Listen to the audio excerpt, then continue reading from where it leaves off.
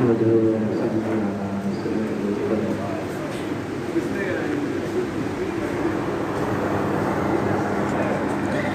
دنیا حالات کی جگہ ہے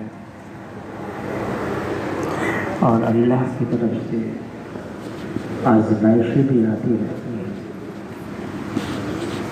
بعض اوقات انسان اتنا پریشان ہو جاتا ہے، اتنی مشکل میں گھر جاتا ہے، لیکن اللہ کے علاوہ کوئی ایسا نہیں ہے جو ہماری پریشانیوں کو اور ہماری مشکلات کو دور فرمائے۔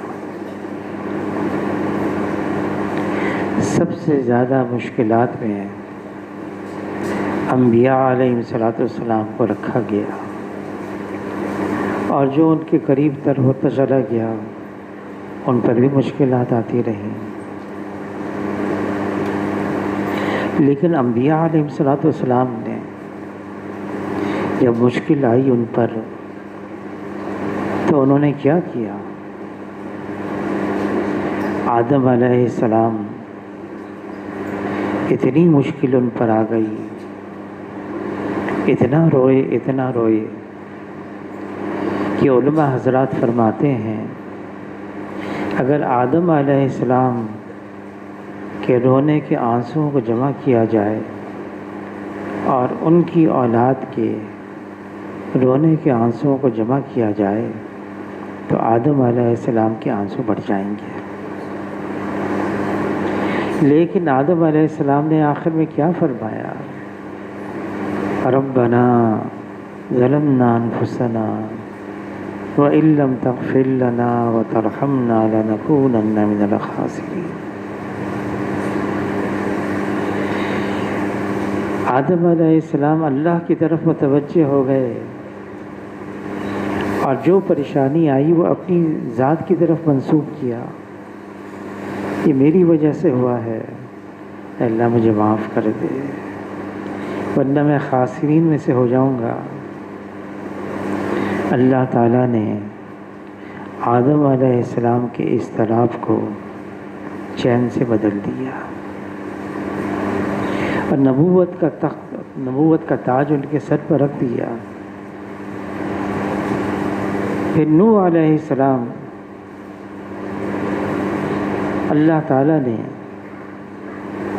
ان کی قوم پر عذاب نازل فرمایا، لیکن نوح علیہ السلام اللہ کی طرف متوجہ ہوئے، اور نوح علیہ السلام جب اللہ کی طرف متوجہ ہوئے تو اللہ تعالیٰ نے نوح علیہ السلام اور ان کی قوم کو اس عذاب سے بچا دیا۔ لوط علیہ السلام ان کی قوم پر اللہ کا عذاب آیا، لیکن لوط علیہ السلام اور ان کے ماننے والوں کو اللہ نے ان کو محفوظ کیا۔ یونس علیہ السلام مچھلی کے پیٹ میں، اللہ تعالیٰ نے اس کا تذکرہ قرآن پاک میں فرمایا، مچھلی کے پیٹ کا اندھیرا، پھر رات کی گہرائی، رات کا اندھیرا، پھر سمندر کی گہرائی کا اندھیرا، تین اندھیروں میں یونس علیہ السلام نے اللہ کو پکارا، لا الہ الا انت سبحانک انی کنت من الظالمین۔ اللہ نے جواب دیا، فاستجبنا لہ ونجیناہ من الغم وکذالک ننجی المؤمنین۔ اور پھر اللہ نے یہ بات فرمائی، اگر یونس علیہ السلام اس طرح سے اللہ کو نہ پکارتے تو حشر تک مچھلی کے پیٹ میں رہتے۔ ہم میں سے کوئی ایسا نہیں ہے جن پر کوئی مشکل نہ آئی ہو۔ بعض اوقات اتنی مشکلات آ جاتی ہیں، مایوسی، نا امیدی، کوئی راستہ نظر نہیں آتا، لیکن اللہ تعالیٰ کلام پاک میں فرما رہے ہیں، الیس اللہ بکاف عبدہ، کیا میں کافی نہیں ہوں؟ مشکلات آتی ہیں، اس کا علاج بھی اللہ تعالیٰ اپنے کرم سے، اپنے فضل سے فرماتے ہیں، راستہ دکھاتے ہیں، کیونکہ اللہ کے علاوہ کوئی نہیں ہے کہ ہمیں اپنی مشکلات سے نکالے۔ ہاں، ایک بہت آسان سا طریقہ ہے، حضور صلی اللہ علیہ وسلم سفر سے واپسی پر راستے میں ہی تھے، تھک گئے۔ حضور صلی اللہ علیہ وسلم کے لیے ایک سایہ دار درخت، اس کے نیچے تجویز کیا آرام۔ حضور اس کے نیچے آرام فرما رہے تھے، تلوار اتار کر درخت کی اسی درخت کی ٹہنی سے لگا دی، ہر ایک سائے کے اندر چلا گیا۔ صحابہ، دشمن نے دیکھا حضور صلی اللہ علیہ وسلم اکیلے ہیں درخت کے سائے کے نیچے، تلوار بھی لٹکی ہوئی ہے۔ وہ آیا، تلوار اتاری، ہاتھ میں پکڑی، حضور صلی اللہ علیہ وسلم کو نیند سے اٹھایا۔ حضور نے دیکھا کہ آدمی ہے تلوار لے کر، میری تلوار اپنے ہاتھ میں پکڑ کر، اور یوں کہہ رہا ہے، اے محمد صلی اللہ علیہ وسلم، آپ کو مجھ سے کون بچائے گا؟ حضور صلی اللہ علیہ وسلم نے بہت اطمینان سے فرمایا اللہ، اور حضور کا فرمانا تھا، اس کے ہاتھ سے تلوار گر گئی۔ حضور نے اپنی ہی تلوار تھی اٹھا لی اور یوں فرمایا، اب تم کو مجھ سے کون بچائے گا؟ وہ کہنے لگا، آپ کریم ہیں، ابن کریم ہیں۔ یہ امت کو ایک پیغام دیا گیا ہے، جو صرف اللہ کا نام لیتا ہے کبھی محروم نہیں رہتا۔ ہر پریشانی کا حل اللہ کا نام لو۔ اللہ تعالیٰ کلام پاک میں فرما رہے ہیں، الا بذکر اللہ تطمئن القلوب، دلوں کا اطمینان اللہ کے ذکر میں ہے، اللہ کی یاد میں ہے، بلکہ ساری کائنات کا وجود ہی اللہ کے نام سے ہے۔ اگر ایک بھی ایمان والا ایسا ہے اس زمین کے اوپر جو اپنی زبان سے اللہ اللہ اللہ کہتا ہے، ایک رہ گیا بس، اس ایک کی وجہ سے اللہ تعالیٰ زمین اور آسمان کو قائم فرمائیں گے، قائم رکھیں گے، ایسی دنیا چلتی رہے گی، اور زمین پر ایک بھی اللہ کا نام لینے والا باقی نہ رہا تو اللہ تعالیٰ زمین اور آسمان کو ختم فرما دیں گے، پھر قیامت آ جائے گی۔ اللہ کا نام لینا یہ دلوں کو اتنی تسلی دیتا ہے، اتنا اطمینان دلاتا ہے، لیکن صرف اتنی بات ہے، آدمی ہمتاً اللہ کی طرف متوجہ ہو کر دل میں صرف اللہ ہو اور اللہ کے علاوہ کچھ اور نہ ہو۔ جس دل میں صرف اللہ سے امید ہوتی ہے، جس دل میں صرف اللہ کا خوف ہوتا ہے، وہ دل مطمئن رہتا ہے۔ اگر اللہ کے علاوہ سے امید ہوتی ہے، اللہ کے علاوہ کا خوف ہوتا ہے، تو دل پریشان ہو جاتا ہے۔ یہ دل اللہ نے اپنے لیے مختص کیا ہوا ہے، اس دل میں صرف اللہ ہو اور اللہ کے علاوہ کچھ اور نہ ہو۔ اس کے لیے محنت کرنی ہوتی ہے، کوشش، جہد۔ آدمی کو بڑی جفا کشی کر کے، محنت کر کے، قربانی دے کر اس دل کو اللہ کے غیر سے خالی کرنا ہوتا ہے، پھر دل مطمئن ہو جاتا ہے۔ بعض اوقات ذہن پر اتنا بوجھ ہوتا ہے، اتنی پریشانی آ جاتی ہے۔ بدر کی رات میں حضور صلی اللہ علیہ وسلم کے لیے ایک جھونپڑا بنایا گیا، عریش، اور اس عریش کے اندر ساری رات حضور صلی اللہ علیہ وسلم اللہ کو پکارتے رہے۔ علماء حضرات فرماتے ہیں حضور صلی اللہ علیہ وسلم نے یہ جملہ فرمایا، اے اللہ، اگر یہ 313 ختم ہو گئے پھر قیامت تک تیرا نام لینے والا کوئی نہیں ہوگا۔ علماء حضرات فرماتے ہیں اس جملے سے جو حضور کے ذہن میں بوجھ تھا وہ ظاہر ہوتا ہے۔ علی رضی اللہ تعالیٰ عنہ فرماتے میری عمر چھوٹی تھی، 20 سال،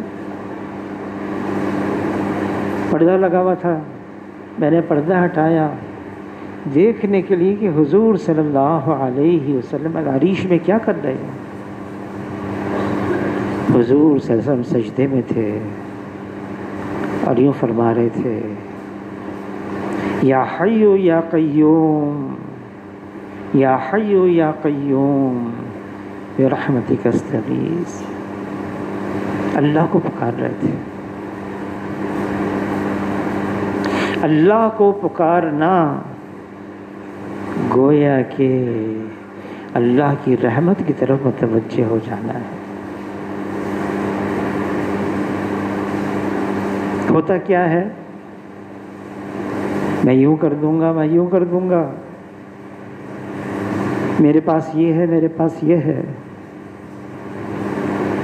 گھمنڈ اپنی چیزوں پر، اپنے نقشوں پر۔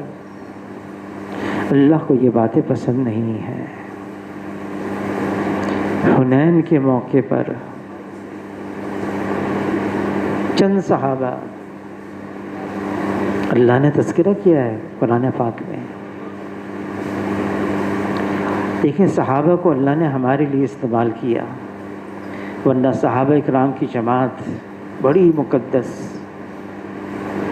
اللہ نے ان کی تعریف بیان کی ہے تورات میں، انجیل میں، قرآن میں۔ اور صحابی کا مقام، جس نے ایمان کی حالت میں حضور صلی اللہ علیہ وسلم کو دیکھ لیا، بنفس نفیس صحابی بن گئے۔ بعد آنے والے سارے غوث، کتب، ولی اللہ سب کو جمع کیا جائے، ایک صحابی کی برابری کر نہیں سکتے۔ صحابی کیا، صحابی کے بدن کے ایک بال کی برابری نہیں کر سکتے، لیکن اللہ نے ان کو ہمارے لیے استعمال کیا۔ چند صحابہ، زبان پر بھی آ گیا، ہمیشہ ہماری تعداد تھوڑی ہوتی ہے اور مقابلہ جس سے ہوتا ہے ان کی تعداد بہت زیادہ۔ اب تو ہماری تعداد بہت زیادہ ہے، جس سے مقابلہ ہے وہ تعداد تھوڑی ہے۔ 12,000 تھے صحابہ اور مسلمان، اور 4,000 تھے بنو حوازن، بنو ثقیف، کل ملا کے 4,000۔ مقابلہ شروع ہو گیا، ایک تنگ گھاٹی سے گزرے صحابہ، اور جو ان کے ساتھ تھے فتح مکہ کے موقع پر جو انہوں نے ان کا ساتھ دیا، تنگ گھاٹی سے گزرے اور دونوں پہاڑوں پر دشمن تھے، تیر، اور ایسے تیر برسائے، ایسی عجیب آواز آئی تیروں کی، تتر بتر ہو گئے۔ حضور صلی اللہ علیہ وسلم نے عباس رضی اللہ تعالیٰ عنہ چچا تھے، فتح مکہ کے موقع پر مسلمان ہو گئے. آواز بہت دور تک جاتی تھی. فرمایا آواز لگاؤ. میں عبد المطلب کی اولاد میں سے ہوں، میں اللہ کا نبی ہوں، میں جھوٹا نہیں ہوں. لوٹ آؤ، لوٹ آؤ. ان کی آواز پر چند صحابہ جمع ہوئے. کتنے جمع ہوئے؟ بعض کہتے ہیں 100، بعض کہتے ہیں 400، اور ان پر رکھ کر اللہ تعالیٰ نے مسلمانوں کو فتح دے دی. اللہ نے یہ تذکرہ قرآن پاک میں کیا ہے. عجب آ گیا. کبھی بھی اپنے ساز و سامان پر ناز نہ ہو، اپنے ہنر پر، اپنے کمال پر، اپنی قوت اور طاقت پر. میں کیا ہوں؟ میری کوئی حیثیت نہیں. ہماری دین کی بنیاد اللہ پر اعتماد ہے، اللہ پہ بھروسہ ہے، اور اللہ پہ توکل ہے. بڑی مضبوط بنیاد ہے. یہی ہماری بنیاد ہے. اللہ کی طرف متوجہ ہو جانا، پھر اللہ سے مانگنا. کیونکہ اللہ کی طاقت، اللہ کی قوت، اللہ کی قدرت اتنی زبردست ہے، کوئی اللہ کو عاجز کر نہیں سکتا، نہ زمین پر نہ آسمان پر. فیصلہ اللہ کا ہے، حکم اللہ کا ہے، غلبہ اللہ کا ہے. ہوگا وہ جو اللہ چاہیں گے. مخلوق اللہ نے بنائی ہے، لیکن جتنی مخلوقات ہیں سب اللہ کی محتاج ہیں، اور اللہ کو اپنی تمام مخلوقات پر کلی اختیار اور کامل تصرف حاصل ہے. کائنات کا ذرہ ذرہ اللہ کے حکم میں جکڑا ہوا ہے. کیا ہے؟ ہم نے اپنے اللہ کو پہچانا نہیں جیسے اللہ ہے. ہمارا دنیا میں آنے کا مقصد یہی ہے. وَمَا خَلَقْتُ الْجِنَّ وَالْإِنسَ إِلَّا لِيَعْبُدُونَ. اللہ نے جن اور انس کو اپنی عبادت کے لیے. اور ابن عباس رضی اللہ تعالیٰ عنہ کی تفسیر میں ہے إِلَّا لِيَعْبُدُونَ سے مراد إِلَّا لِيَعْرِفُونَ ہے. پہچانو اللہ کو. جس نے اللہ کو پہچان لیا نا، پھر وہ ادھر ادھر کی باتیں نہیں کرے گا، ادھر ادھر بھی نہیں جائے گا. وہ تو صرف اللہ کی بات کرے گا. عبداللہ ابن عمر رضی اللہ تعالیٰ عنہ ساتھیوں کے ساتھ مدینہ منورہ سے باہر نکلے، جا رہے تھے سفر میں، جنگل میں، گرمی کا زمانہ، دھوپ تیز. انہوں نے دیکھا کھانا تھا جتنا سارا نکالا کھانے کے لیے. دیکھا ایک چرواہا بکریاں لے کر جا رہا ہے. آواز دی آ جاؤ بھائی، تم بھی ہمارے ساتھ کھانا کھاؤ. چرواہے نے کہا میں روزے سے ہوں. عبداللہ ابن عمر رضی اللہ تعالیٰ عنہ، اتنی گرمی، جنگل، چرواہا، تم نے آج روزہ کیسے رکھا ہے؟ تو وہ چرواہا کہنے لگا میں ایام الخالیہ کو وصول کر رہا ہوں. قرآن میں آتا ہے نا، جنت میں جائیں گے تو جو انہوں نے ایام الخالیہ کو نیکیوں سے وصول کیا ہوگا وہاں ان کا بدلہ ملے گا. کہ میں ایام الخالیہ وصول کر رہا ہوں.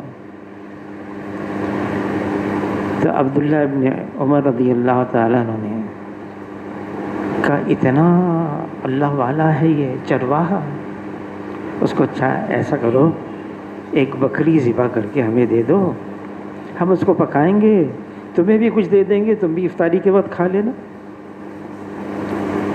چرواہے نے کہا میں تو غلام ہوں، میرا آقا ہے، اس کی بکریاں ہیں، وہ مدینہ منورہ میں رہتا ہے، اس کی اجازت کے بغیر میں کچھ نہیں کر سکتا۔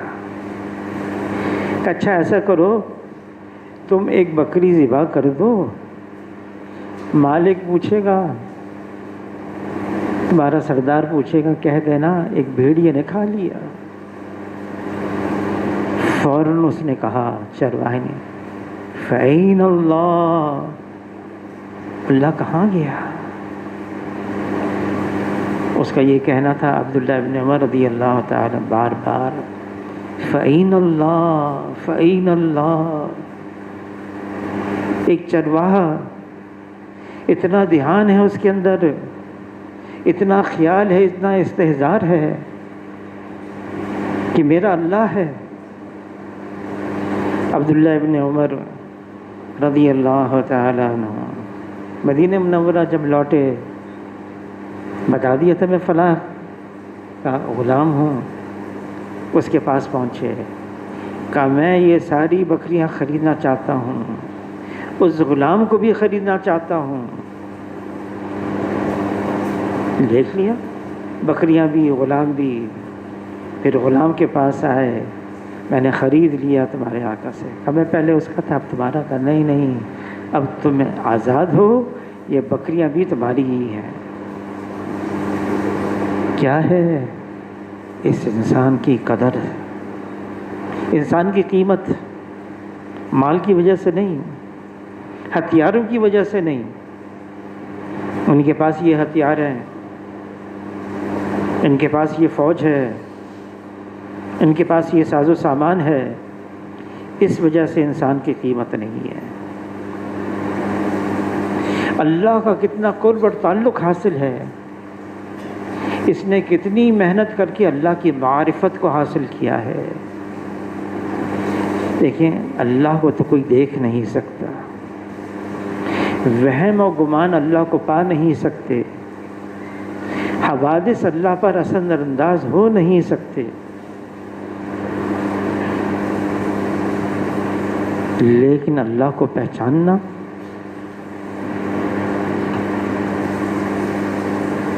جتنے یہ زمین کے اوپر چیزیں ہیں، جس پر رات کا اندھیرا ہے، دن کا اجالا ہے، اللہ تعالیٰ ان سب چیزوں کو جانتے ہیں۔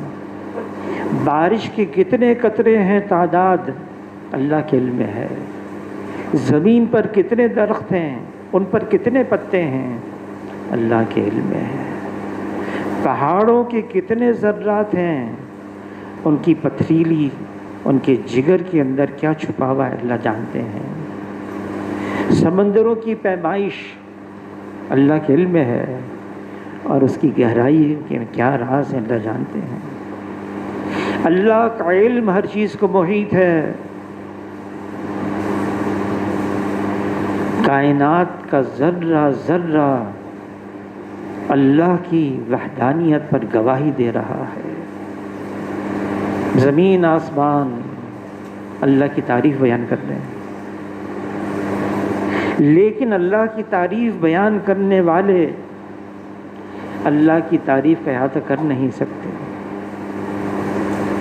علامہ شبیر احمد عثمانی رحمۃ اللہ علیہ، یہی بغل کے اندر ان کی قبر ہے، وہ لکھتے ہیں کہ اگر زمین کے اوپر جتنے درخت ہیں ان کے قلم بنا دیے جائیں، 7 سمندر ان کی سیاہی بنا دی جائے، جتنی مخلوق ہے وہ اللہ کی تعریف لکھنا شروع کر دیں، قلم ٹوٹ جائیں، سیاہی ختم ہو جائے، لیکن اللہ کی تعریف ختم نہیں ہوگی۔ اللہ کی معرفت یہ وہ علم ہے کہ اس سے بہتر، اس سے مقدس کوئی اور علم نہیں ہے۔ اور یہ علم اتنا گہرا ہے کہ اس کی گہرائی کو کسی کو اندازہ نہیں ہے۔ اللہ کی معرفت مل گئی۔ حاجی صاحب حاجی عبدالوہاب صاحب رحمۃ اللہ علیہ فرمانے لگے، میں سن 62 میں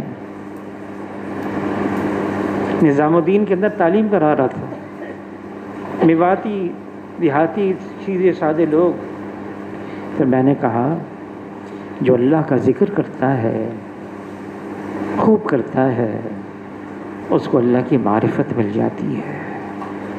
پھر میں نے خیال کیا یہ تو دیہاتی لوگ ہیں، سیدھے سادے میواتی، پتہ نہیں انہوں نے سمجھا معرفت کس کو کہتے ہیں۔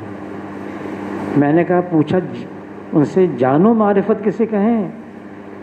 تو ایک میاں جی بولے، کیا تم نہیں جانتے معرفت کسے کہیں؟ تو حاجی صاحب نے کہا اچھا بتاؤ معرفت کسے کہتے ہیں؟ تو میواتی کہنے لگا، وہ جو ہمارا گاؤں ہے نا، اس کا نمبردار اتنا تعلق ہو جائے، اس سے اتنا تعلق ہو جائے کہ کوئی مشکل آئے اس کے سامنے رکھے وہ پورا کر دے۔ تو حاجی صاحب فرمانے لگے، ہاں ہم مشورے والوں سے حاجی صاحب فرمانے لگے، تم تفقد کرتے ہو ممالک کے لیے، پوچھتے ہو 3 چلے کب لگائے، تمہارا سالانہ چلہ لگ رہا ہے، تم روزانہ 2.5 گھنٹے دیتے ہو، یہ پوچھو اتنا وقت ہو گیا تو میں تبلیغ میں وقت لگاتے لگاتے اس مقام پر پہنچ گئے، کوئی مشکل، کوئی مصیبت، کوئی حال آئے تم اللہ کے سامنے رکھو اور اللہ اس کو دور کر دے۔ یہاں تک پہنچ گئے کہ نہیں پہنچ گئے؟ حضور صلی اللہ علیہ وسلم کی عادت شریفہ تھی، کوئی حال آتا اللہ کی طرف متوجہ ہو جاتے۔ حضور صلی اللہ علیہ وسلم کی عمر شریف 61 سال، اللہ نے بیٹا دے دیا ابراہیم، پھر 18 مہینے کے بعد اللہ نے اس کو واپس بھی لے لیا۔ اب حضور صلی اللہ علیہ وسلم جنت البقیع میں دفنان، اس کو ابراہیم کو دفنا رہے ہیں صحابہ کے ساتھ۔ سورج گرہن ہو گیا، اندھیرا چھا گیا، تو کسی نے کہا دیکھو حضور صلی اللہ علیہ وسلم کا صاحبزادہ ابراہیم انتقال ہو گیا، تو اندھیرا چھا گیا، سورج گرہن ہو گیا۔ حضور نے سن لیا، فرمایا نہیں نہیں، یہ اور چیز ہے، یہ اور چیز ہے۔ حضور صلی اللہ علیہ وسلم نے فرمایا اس دونوں کو مت ملاؤ۔ پھر مسجد میں آئے اور سورج گرہن جب ہو جاتا ہے، اس کی ایک نماز ہوتی، وہ نماز پڑھی، اللہ کی طرف متوجہ ہو گئے، امت کو تعلیم دی، حالات بدل جائیں، مشکل حالات آ جائیں، اللہ کی طرف متوجہ ہو جاؤ، اللہ تمہارے حالات کو اچھا کر دیں گے۔ ہم خود سوچیں وہ کون ہے جو ہمارے حالات کو بدل سکتا ہے؟ اللہ کے علاوہ کوئی اور ہے؟ اور اللہ سے مانگنے کے علاوہ اور کیا راستہ ہے؟ صحابہ اکرام نے ایسا ہی کیا، اللہ نے ان کی مشکلات کو دور فرمایا۔ جب 3 ہفتے تک حضور صلی اللہ علیہ وسلم اور ان کے لشکر نے بنی ثقیف کو گھیرے میں لے لیا، مشیت الہی کچھ نہیں کر سکے، واپس آ گئے۔ حضور نے فرمایا ہم اللہ پر چھوڑتے ہیں، اللہ تعالیٰ راستہ نکالیں گے۔ پھر اللہ نے راستہ نکالا، بنی ثقیف کے لوگ آ گئے۔ راستے میں ایک صحابی نے دیکھا، کہاں کے ہو؟ بنی ثقیف، کیوں آئے ہو؟ ہم اسلام قبول کرنے کے لیے آئے ہیں۔ بھاگے بھاگے راستے میں ابو بکر، بھائی کہاں اتنے بھاگ کیوں رہے ہو؟ کہ بنی ثقیف کے لوگ آئے ہیں اسلام قبول کرنے کے لیے۔ ابو بکر نے کہا یہ سعادت مجھے دے دو، میں حضور کو یہ خوشخبری سنا دوں، حضور کو بڑی خوشی ہوگی۔ فرمایا ٹھیک ہے کہ سعادت تم لے لو۔ ایمان لے آئے اور پھر انہی کی نسل میں سے محمد بن قاسم جو بنی ثقیف کا تھا وہ آیا، اور پورا بر اعظم ہندوستان، پاکستان، بنگلہ دیش، یہ سارا جو اسلام میں آیا ہے تو انہی کی برکت سے آیا ہے۔ مشکلات آتی ہیں، کیا کریں؟ اللہ کی تقدیر پر پہلے راضی رہیں ہم، سب سے پہلا کام۔ حل تلاش نہ کریں اس کا، ہم یوں کر دیں گے، ہم یوں کر دیں گے، نہیں۔ حضور صلی اللہ علیہ وسلم کا گزر ہوا صحابہ کی ایک جماعت پر، کیا حال ہے؟ اے اللہ کے رسول، ہم پکے ایمان والے ہیں۔ کیسے؟ اے اللہ کے رسول، حالات خوشگوار ہوتے ہیں، ہم اللہ کا شکر ادا کرتے ہیں، حالات بڑی مشکل میں آ جاتے ہیں، ہم صبر کرتے ہیں، ہم اللہ کی تقدیر پر راضی رہتے ہیں۔ یہ سن کر حضور صلی اللہ علیہ وسلم نے فرمایا، قسم ہے اس ذات کی جس کے قبضے میں محمد صلی اللہ علیہ وسلم کی جان ہے، تم پکے ایمان والے ہو۔ اللہ سے تو ہمیشہ عافیت مانگنی چاہیے، خیریت مانگنی چاہیے، سلامتی مانگنی چاہیے، سہولت مانگنی چاہیے۔ ہم سے کہا گیا ہے اللہ سے عافیت مانگو۔ ایمان کے بعد سب سے بڑی دولت عافیت کی ہے، لیکن یہ بھی فرمایا ہے رضا بالقضاء، آمنت باللہ وملائکتہ وکتبہ ورسلہ، ایمان لے آؤ۔ اور ایمان کا حصہ بھی کیا بنا دیا؟ والقدر خیرہ وشرہ من اللہ تعالی، ہم اللہ کی تقدیر پر راضی ہیں، خیر بھی اللہ کی طرف سے ہے اور شر بھی اللہ کی طرف سے۔ عمر رضی اللہ تعالیٰ نے یہ بیان فرما رہے تھے، یہودی نے سنا، اس نے کہا نہیں، خیر تو اللہ کی طرف سے ہے، شر اللہ کی طرف سے نہیں۔ اس پر عمر رضی اللہ تعالیٰ فرمانے لگے، کیا تم یہ کہنا چاہتے ہو خیر کا خدا اور ہے، شر کا خدا اور ہے؟ دونوں اللہ کی طرف سے ہے۔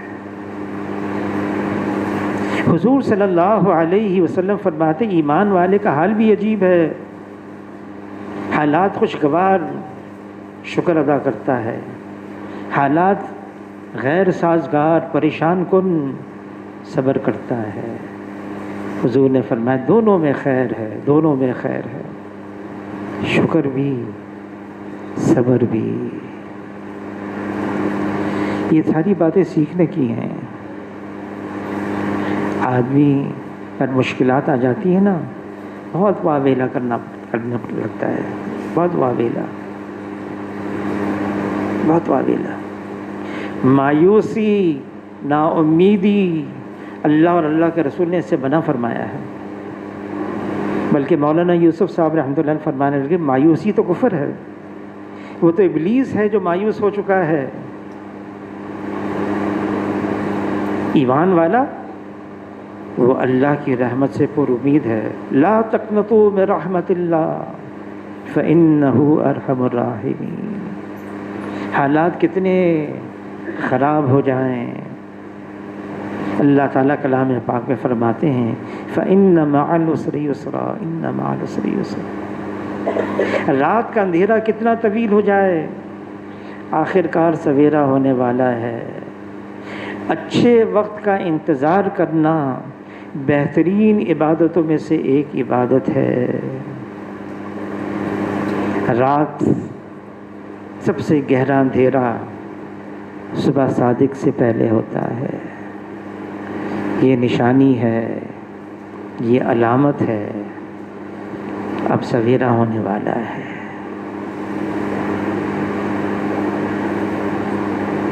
ظلمت کا ہے بول بالا، ان قریب سورج ہے نکلنے والا۔ یہ تو نشانیاں ہیں اچھے وقت کے آنے کا۔ اللہ سے ہم اچھی امید باندھیں۔ حضور صلی اللہ علیہ وسلم نے وصال سے صرف 3 دن پہلے جریر بن عبداللہ رضی اللہ تعالیٰ عنہ، جریر بن عبداللہ، حضور صلی اللہ علیہ وسلم کے بڑے چہیدے صحابی تھے. فرمایا میری امت کے یوسف تو یہ ہیں، خوبصورت بھی بہت تھے. ان سے فرمایا دیکھو تمہاری موت اس وقت تک نہ آئے جب تک اللہ سے اچھی امید نہ باندھ لو. جیسا اللہ سے گمان باندھیں گے نا، اللہ ہمارے ساتھ پھر ویسا معاملہ کریں گے. اچھی امید باندھیں. اچھا وقت آئے گا، آ رہا ہے، ضرور آئے گا انشاءاللہ. دیکھیں کتنے مشکل وقت آئے امت پر. یہ امت کتنی مشکلات سے گزری. اللہ نے اپنے فضل سے سب سے اوقات سے نکالا، وقت سے نکالا. اور آئندہ جتنی مشکلات آنے والی ہیں، آزمائش آنے والی ہیں، اللہ اپنے فضل سے ہمیں نکالیں گے. ہمارا کوئی حق نہیں ہے، کوئی استحقاق نہیں ہے، اللہ کا فضل ہے، محض فضل. اللہ مشکلات سے نکالیں گے اور نکال رہے ہیں. بس ہمیں وہ کرنا ہے جو حضور صلی اللہ علیہ وسلم نے ہمیں بتایا کرنے کو. خوب اللہ کی طرف متوجہ ہو جائیں، دعائیں مانگیں، استغفار کریں، رجوع الی اللہ، اللہ کی طرف متوجہ ہو جائیں اور اللہ اپنا فضل فرمائیں گے اور اچھا وقت آئے گا. اللہ تعالیٰ ہم سب کو قبول فرما لے. آئندہ جمعے کو انشاءاللہ مجلس نہیں ہوگی، ماہانہ مشورہ ہے رائے ونڈ کے اندر، رائے ونڈ جانا ہے. اس کے بعد انشاءاللہ اللہ نے چاہا تو پھر ہوگی.